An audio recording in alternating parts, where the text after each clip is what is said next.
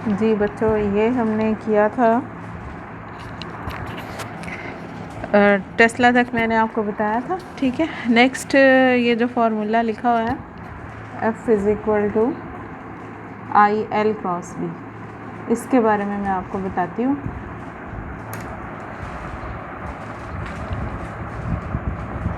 First year में आपने पढ़ा cross product of two vectors. A cross B को आप खोल के लिखते हैं AB sin थीटा। ठीक है, जैसे ये दो वेक्टर्स हैं आपके पास, एक वेक्टर A और एक वेक्टर B, और उसके दरमियान जो एंगल है वो थीटा है। तो क्रॉस प्रोडक्ट अगर आपको याद हो तो A क्रॉस B को आप खोल के लिखते हैं AB sin थीटा। इसी तरह जब डॉट होता है A dot B = AB cos theta.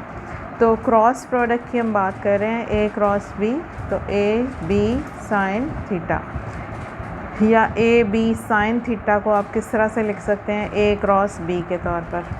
अब यहाँ पर हमारे पास F = ILB sin अल्फ़ा है। गौर करें तो ये ऐसी ही एक फॉर्म बन रही है, LB sin अल्फ़ा, यानी कि ये यहाँ दो वेक्टर्स हैं जिनके दरमियान क्रॉस प्रोडक्ट है, उसको खोल के लिखा गया है। इसको अगर आप क्रॉस प्रोडक्ट की फॉर्म में लिखेंगे तो F = IL क्रॉस B। ठीक है, तो B क्या है, वेक्टर है। B का नाम क्या था, B का नाम था magnetic strength of magnetic field, या इसको आप मैग्नेटिक इंडक्शन भी कह सकते हैं। सो मैग्नेटिक इंडक्शन भी इसी का ही नाम है, B का ही नाम है। अगर आपको आ जाए define strength of magnetic field या डिफाइन मैग्नेटिक इंडक्शन, तो ये वही वाली डेफिनेशन है जो मैंने आपको कराई थी, that is a force acting on 1 metre length of conductor, ये वाली डेफिनेशन।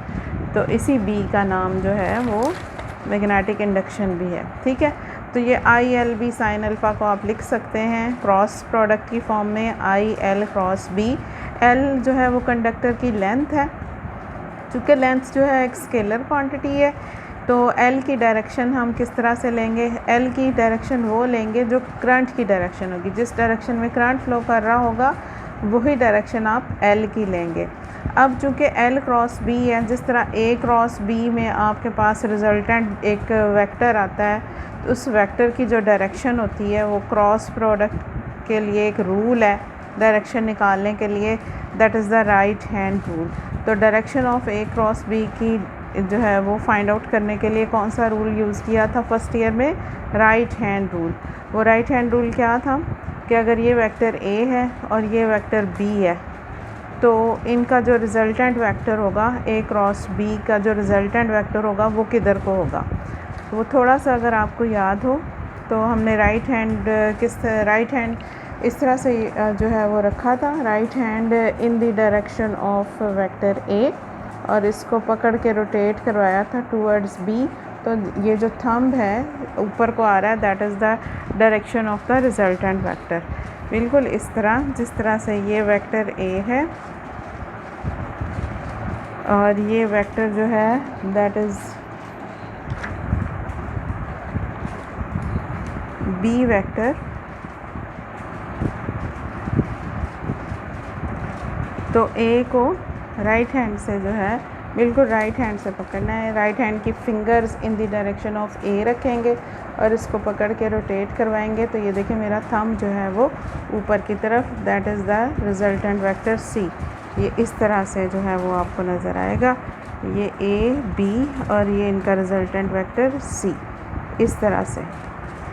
तो चूँकि यहाँ पर ये अब आपको क्लियर नज़र आ रहा है, इस तरह से पढ़ा है ये। चूँकि यहाँ पर L क्रॉस B है, तो L क्रॉस B यानी कि L की तरफ रखेंगे अपनी फिंगर्स और उस L वेक्टर को रोटेट करवाएंगे B की तरफ।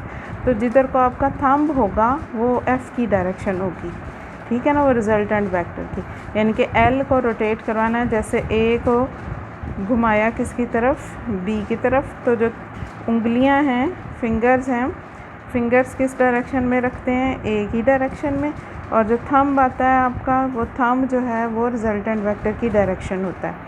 तो एल को पकड़ के रोटेट करवाएंगे, उंगलियां रखेंगे किस डायरेक्शन में, एल की तरफ, उसको पकड़ के घुमाएंगे किसकी तरफ, बी की तरफ। तो आपका जो थंब जाएगा वो किसकी डायरेक्शन होगी, एफ़ की।